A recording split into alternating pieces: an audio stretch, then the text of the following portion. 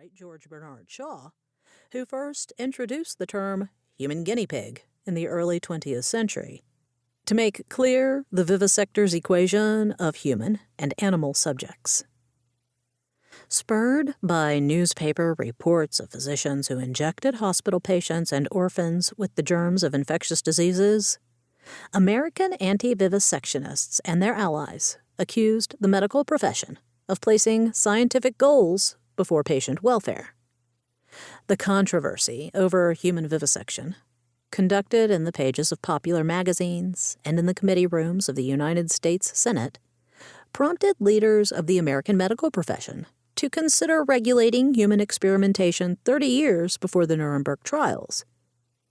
Why prominent medical researchers and the leaders of the American Medical Association decided not to do so at that point is explored in detail in this book.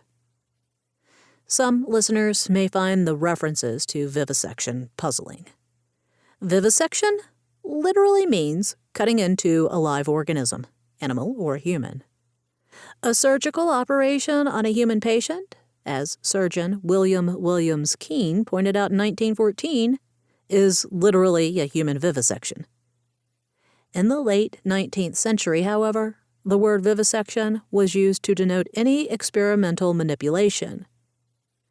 Despite critics like Keene, who protested that only a small percentage of animal vivisections, 6% in Britain, where statistics had been available since 1876, involved cutting into a living organism, most Americans used vivisection and experimentation interchangeably. Human vivisection, on the other hand, was used to describe only those experiments on human beings undertaken not to benefit an individual subject, but to provide medical information. As physician and vivisection reformer Albert T. Leffingwell explained, human vivisection could be distinguished from those acceptable experiments undertaken to benefit patients. In the practice of medicine, Leffingwell observed, there must always be a first time when a new method of medical treatment is employed, a new operation performed, a new remedy employed. Whether the procedure pertain to medicine or surgery, so long as the amelioration of the patient is the one purpose kept in view, it is legitimate treatment.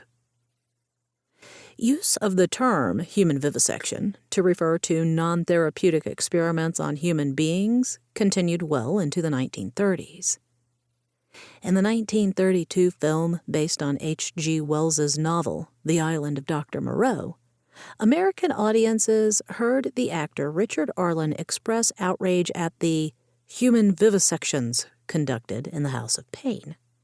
In 1933, playwright Sidney Howard, who adapted both Aerosmith and later Gone with the Wind for the screen, used the term human vivisection in Yellow Jack, a Broadway play and subsequent film based on Walter Reed's yellow fever experiments in Cuba. This book continues this usage. The terms human vivisection and non-therapeutic experimentation are used interchangeably. Human vivisection must be understood in the larger context of animal protection. The American anti-vivisection movement has not attracted the serious historical attention it deserves. A history of the anti-vivisection movement in the 20th century, for example, remains to be written. In addition to exploring the connections between human and animal protection, this book considers some of the questions raised by the controversy over human vivisection.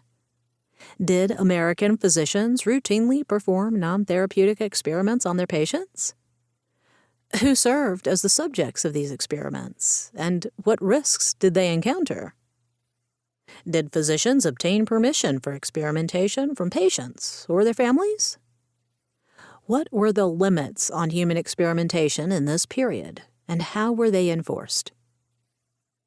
My research reveals both the range and the complexity of experimental encounters between American investigators and their subjects, as well as the politics of medical research that governed professional responses to the accusations of murder in the name of science. In his History of the Tuskegee Syphilis Study, historian James H. Jones maintains that in the 1930s there was